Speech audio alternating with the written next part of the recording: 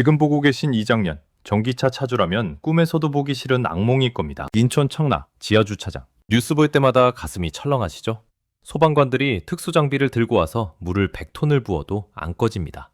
배터리 안에서 스스로 산소를 만들어내며 타오르는 열폭주 현상 때문입니다. 지금까지 전 세계 자동차 회사들은 이 불을 어떻게 끌까에만 매달렸습니다. 초화액은 얻네, 방화벽을 세우네 하면서요. 그런데 2026년 1월 현재 현대자동차가 판을 완전히 뒤집어 버렸습니다. 미국 특허청 USPTO에 등록돼 그리고 불과 2달 전 세상에 공개된 이 문서를 사람들은 이걸 단순히 냉각 잘 되는 기술이라고 착각합니다. 아닙니다.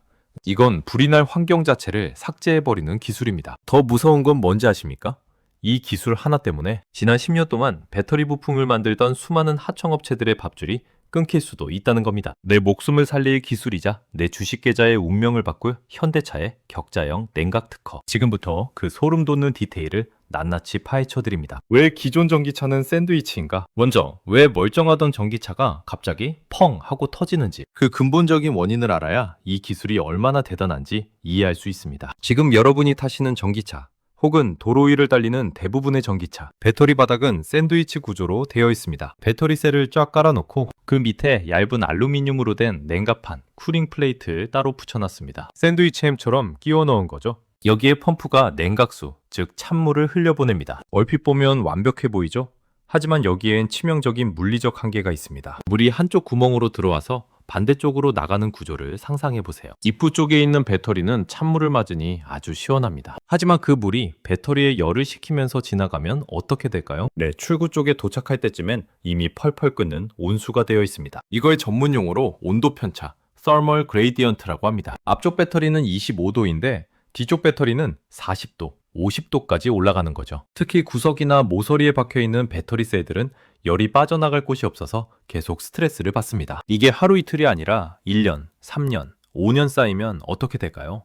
가장 약한 놈 하나가 나 더 이상 못 참아! 하고 터지는 순간 옆에 있는 놈까지 전염되면서 천도의 열폭주가 시작되는 겁니다. 현대차 엔지니어들은 깨달았습니다. 아, 샌드위치처럼 덧대는 방식으로는 답이 없다. 아예 판을 새로 짜야 한다. 상식을 깬 벽자형 물질과 일체형 통뼈. 자, 여기서부터 집중하셔야 합니다. 기사에 나온 내용을 바탕으로 엔지니어들이 갈아놓은 영혼을 해석해드립니다. 이번 특허의 핵심은 2가지 단어로 요약됩니다. 첫 번째, 격자형 물질, 그리타임 매티리얼입니다. 많은 분들이 기사 제목만 보고 그냥 물기를 바둑판 모양으로 팠겠지라고 생각하시는데 천만의 말씀입니다. 특허 원문을 뜯어보면 단순한 수로가 아닙니다. 냉각 유로 안에 물의 흐름을 강제로 흐트려 놓는 특수 격자 구조물이 들어갑니다. 기존 방식이 호스로 물을 쫄쫄 흘려보내는 거라면 현대차의 방식은 샤워기 헤드를 틀어버린 것과 같습니다. 물이 격자 구조물에 부딪히면서 소용돌이치고 사방팔방으로 흩어집니다. 이렇게 되면 메인 물길과 서브 물길이 교차하면서 배터리 팩의 중앙이든 모서리든 모든 구역의 온도가 똑같이 유지됩니다. 열쏠림 현상을 물리적으로 불가능하게 만들어버린 겁니다. 이게 바로 화재 예방의 첫 번째 열쇠입니다. 두 번째, 더 충격적인 건 일체형 설계입니다. 기존에는 배터리 케이스 따로, 냉각판 따로 만들어서 본드로 붙이거나 나사로 조였습니다. 그런데 이번 특허는 배터리를 담는 케이스 바닥 자체를 냉각 통로로 만들어버렸습니다. 건물을 지을 때 바닥에 보일러 배관을 까는 게 아니라 아예 바닥 콘크리트가 뜨끈해지게 만든 것과 같은 이치입니다. 이게 왜 중요하냐? 부품이 하나로 합쳐져서 통합되면 더욱 강해집니다. 기사 말미에 구조적 안전성이라는 말이 나오죠.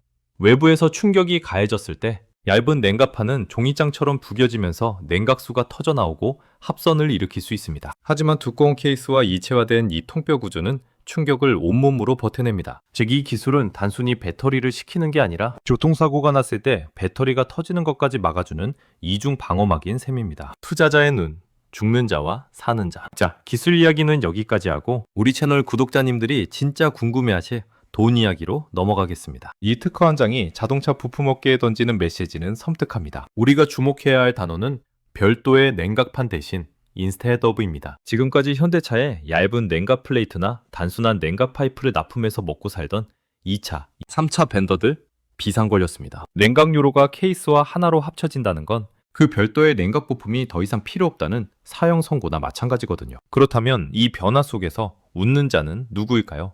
여기서부터는 기사엔 없지만 한옥 구조를 보면 보이는 합리적 추론입니다. 복잡한 격자무늬 유로가 심어진 거대한 하부 케이스.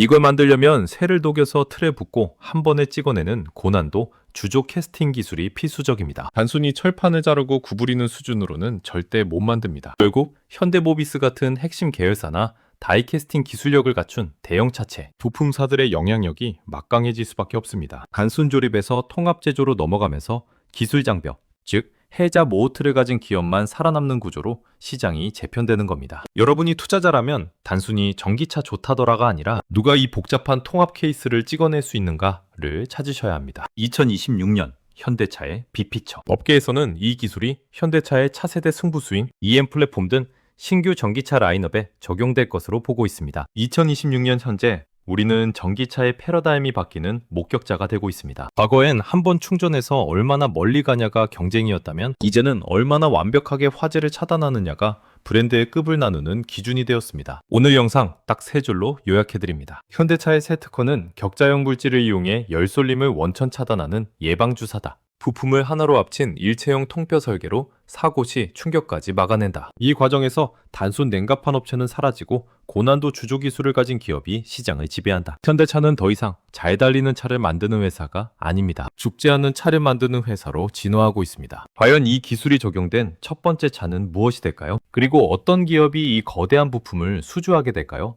그 구체적인 기업 리스트가 궁금하시다면 구독과 좋아요, 알림 설정 눌러주세요. 가장 빠르고 정확한 분석으로 다시 돌아오겠습니다. 모두도 도움이 되셨다면 구독과 좋아요 눌러주세요.